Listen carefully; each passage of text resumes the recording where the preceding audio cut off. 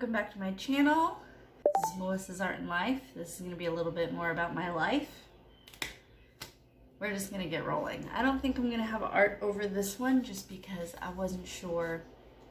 For this topic, it was hard for me to think of what to draw over this. Right now I'm going to talk about the top 5 things I hated hearing as I was going through my miscarriage.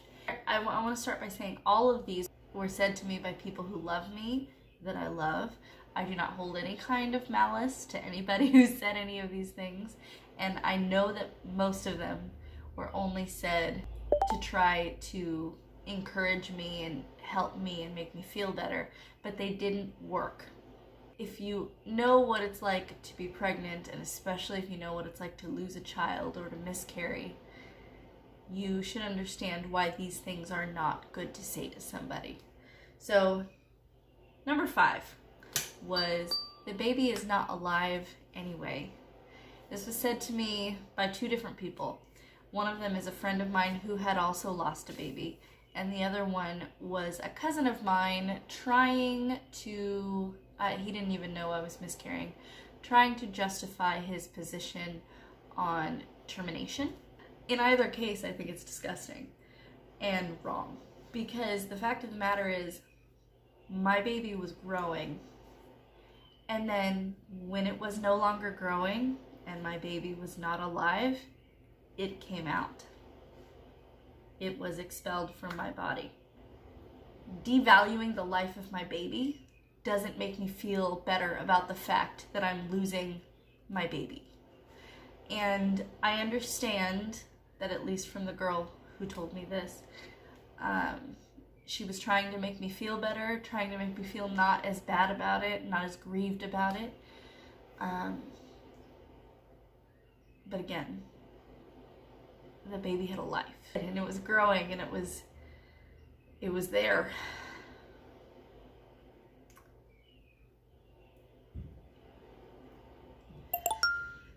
Until it wasn't anymore. So that's one thing you should never say to a pregnant lady. Number 4, you're lucky, because it's better to have lost your baby than to have a baby with issues, mental issues, physical issues, whatever the issues would have been. Your body was protecting you against having a baby that was deformed. I disagree, because I value life, and I think whether or not there is a life with issues, I would have been happy. I would have been happy to be that child's mother. I would have been happy to be that child's mother with whatever it may have had. It may have been easier for me to lose my baby this way than to have carried and bore my baby and then have it die from something later. And that is, I'm sure, a very special kind of pain that I haven't had to endure at this point.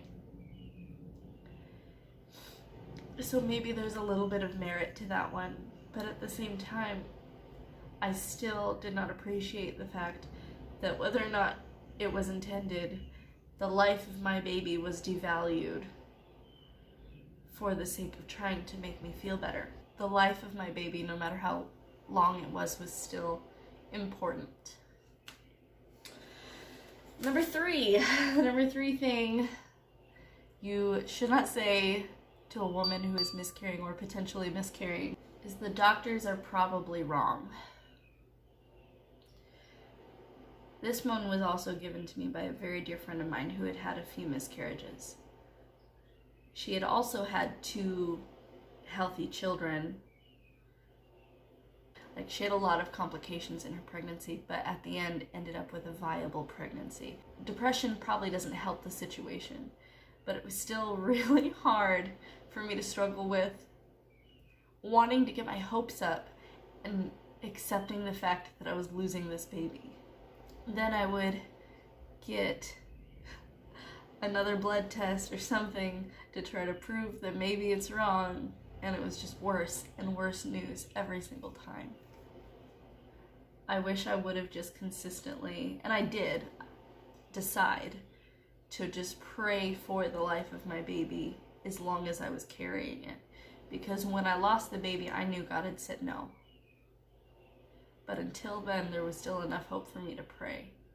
But for me to mentally try to just go back and forth, maybe the doctor's wrong versus just relying on God's grace in this situation, I think messed with me emotionally. Number 2, worst thing to tell a woman who is miscarrying or possibly miscarrying is it's not a baby anyway. And this is something you hear a lot in the media, isn't it? It's not a baby until it's born, and you get a lot of people saying, oh, you're humanizing fetuses or whatever, which is just a ridiculous notion because it's a human. It's got human DNA. Whether you like it or not, it's got human DNA. It's not frog DNA. It's a human. But hearing that my baby wasn't a baby, it's a baby. It's a baby. It's a baby. It's a baby. It's just a really little baby. Don't devalue my baby's life to try to promote your agenda. It's not going to work. It's not the truth. However you stand on the position of abortion is irrelevant to the fact that it is a baby. If you're trying to tell yourself it's not to make yourself feel better about your position, you're lying to yourself. Flat out, you're lying to yourself. Anyway, it's impossible for 2 human beings to conceive anything other than a human being. It doesn't make any sense. Okay, and the number 1 thing you shouldn't tell somebody: don't worry, you'll have another one.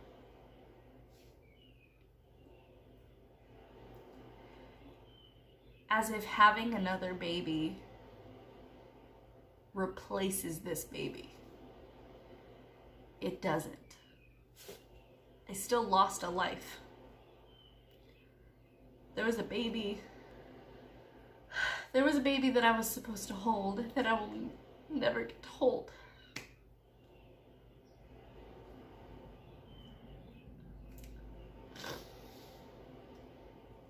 And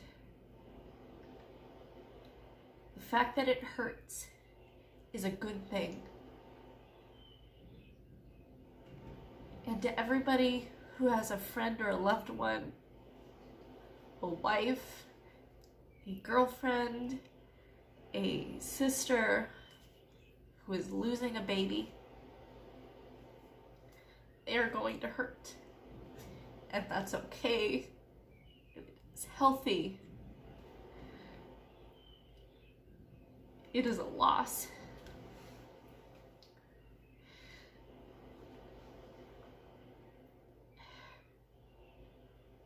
And it is a big deal. And the best thing you can do is help them through the loss just by listening. Don't say anything except "I love you.